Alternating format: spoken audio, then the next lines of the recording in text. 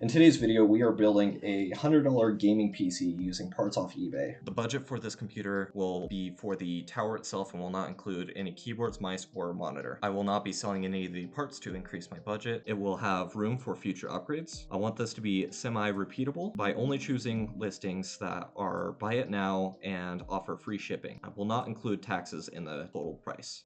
Started my search with the term MTPC. This will show results for large form factor office PCs. I then selected free shipping and buy it now buttons and scrolled down to set the budget to $60 and started looking from there. I found this Dell desktop for $55 that came with a 6th gen i3, 8 gigs of RAM, and a 250 gigabyte hard drive. Next, I found an OEM Radeon RX 550 4GB for $37. These can usually be found for under $40. I went with this because it doesn't require external power, has a little bit higher VRAM than an Nvidia card would at this price point. And lastly, I grabbed a very cheap 120GB used SSD for about $10. I do not recommend this if you are looking to replicate this build. It is safer to get a new SSD from Newegg or Amazon for a little bit more money and have the peace of mind of your data not getting corrupted. The total came out to just barely over $100 before tax. When everything arrived, I got some bonus goodies with the desktop. It came with a power cord, as well as a basic USB Wi-Fi adapter. The RX 550 came in decent shape and has normal DisplayPort out, which is nice. The SSD looked fine too from shipping. Putting it all together, it turns out the hard drive was a 500 gig instead of the 250, which is a bonus. The RAM turned out to be DDR3L, which is a bummer because I thought this was going to be the DDR4 version. But this will be cheaper to upgrade in the future. Let's get it set up with Windows 11 and see how it performs. Running a 3D Mark Steel Nomad light test, we get a score of 1126 at 8.34 frames per second. In actual gaming performance, I decided to start with Marvel Rivals since it's a newer and pretty popular esports style title. Going into our settings on Marvel Rivals here, we are at Epic TSR, Super Resolution, is it balanced, anti-aliasing low, FSR 3 frame gen. See, everything else down here is set to low, and I am just going to hop into a AI practice match here just so if I have to bump out, I'm not going to get penalized. Alright, loading in the game. It's kind of hard to see with the text over there, but we're getting, I don't know, 30 FPS right now.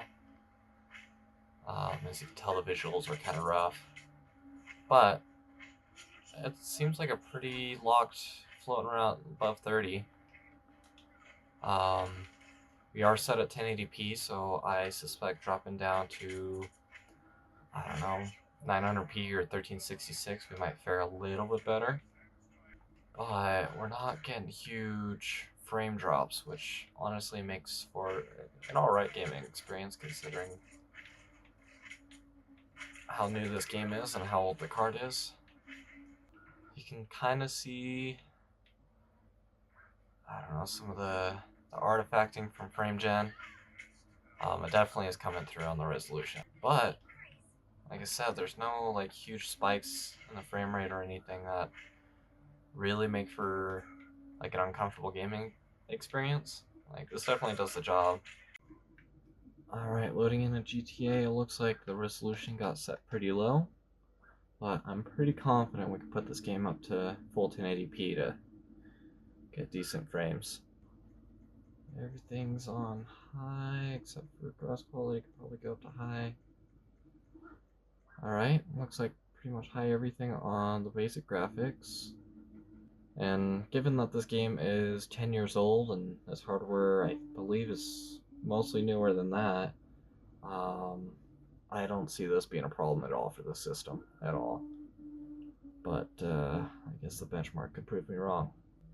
Alright, we're popping in right now.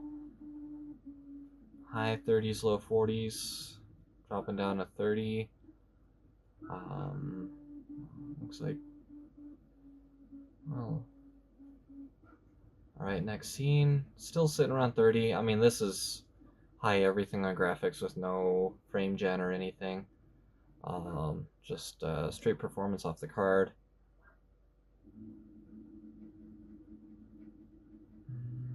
Looks like our processor might be our bottleneck, could also just be our RAM as well. Just looking at the usage numbers there in the corner. Let's see here. Yeah, shooting up. Graphics card's doing just fine. Yeah, it looks like our RAM might actually be our bottleneck.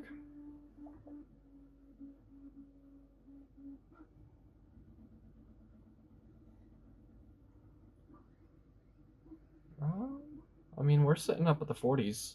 Um, I'm certain that if you just turned down a couple settings or brought the resolution down a hair, maybe even just bringing it down to 900p would bring this to, um, you know, full speed at 60 frames per second for the a monitor like this. Um, but I don't know. I consider 30 FPS playable all day. I mean, that's what this game ran at originally on the 360. So, but let's see how it goes when we get into the heavier scenes here with the explosions coming around. We're pretty locked at 30 though. Not skipping frames or anything.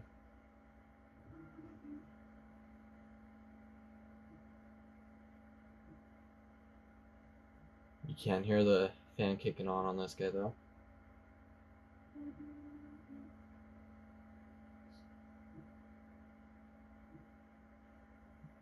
Everything's still staying reasonable temperature as well.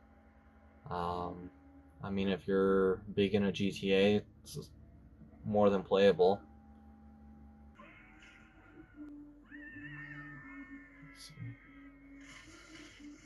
Handled the explosions pretty good. A little bit of a frame dip, but honestly not bad. I would call GTA super playable.